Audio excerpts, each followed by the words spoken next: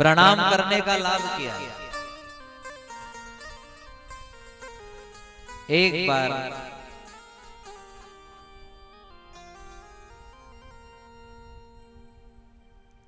भगवान और भगवान का एक भक्त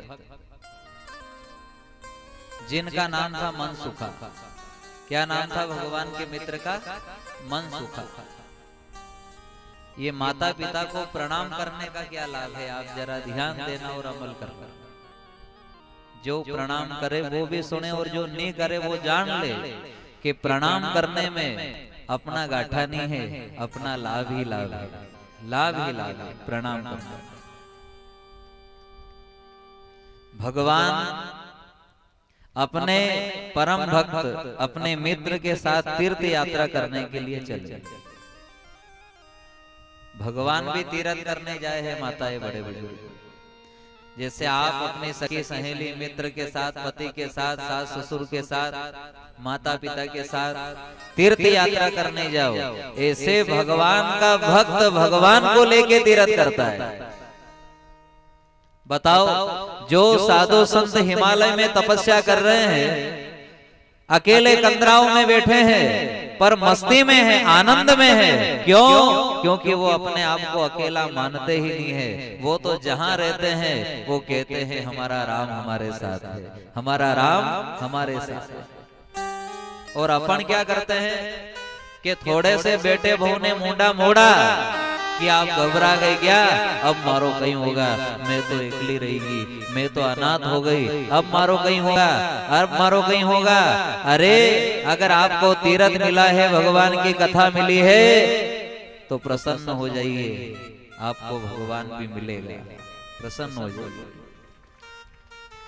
ऐसे ऐसे मन को छोटा मत करो कि क्या होगा क्या होगा।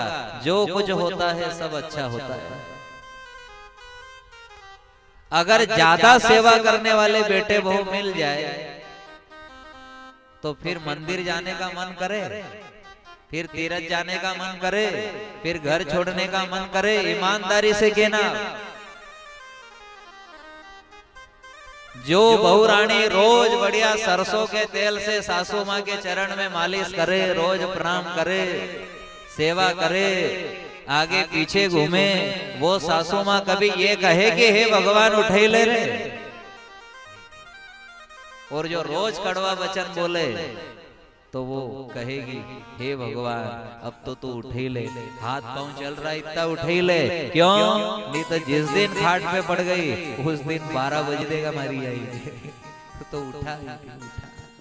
अब बताओ, जिसे अपन खराब खराब बोल रहे हैं, कड़वी कड़वी बोल रहे हैं, उसने भगवान के प्रति अपना जीव लगा दिया, भगवान के प्रति आपकी लगन लग गई, तो हकीकत में वो खराब नहीं है, वो बहुत अच्छी बहू है जो आपको सत्मार्ग पे लगा दिया।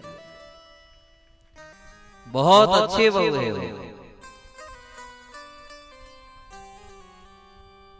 माता पिता को प्रणाम करने का लाभ कितना है माताएं, बड़े बुजुर्ग एक एक शब्द पर अमल करना। एक बार भगवान कृष्ण और अपने परम मित्र मनसुखा के साथ में तीर्थ यात्रा करने के लिए चले।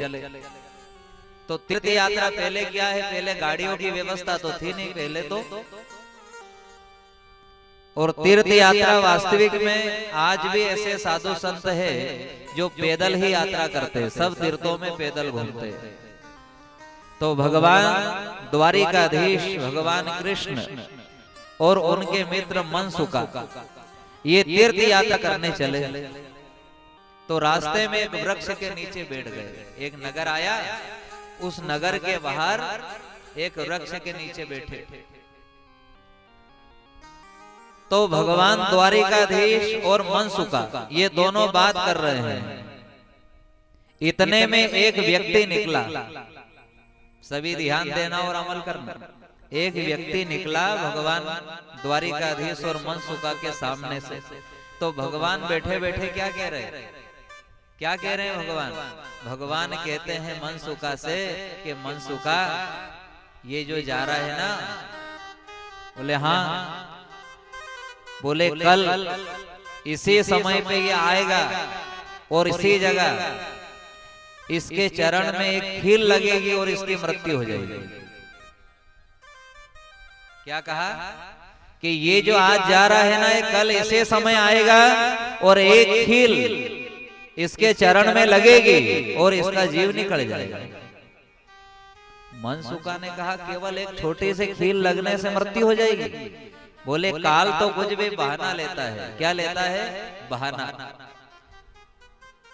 आपने देखा होगा आज भी लोग चर्चा करते हैं ना, कभी किसी की मृत्यु हो जाए तो क्या कहते हैं कि 5 मिनट पहले अगर पहुंच जाते तो बच जाते, और ये इंजेक्शन नहीं लगाते और ये इंजेक्शन लगाते तो बच जाते। फिर कोई यूं कहता है क्या, अरे ये डॉक्टर के बजाय उस डॉक्टर को दिखाते तो बच जाते।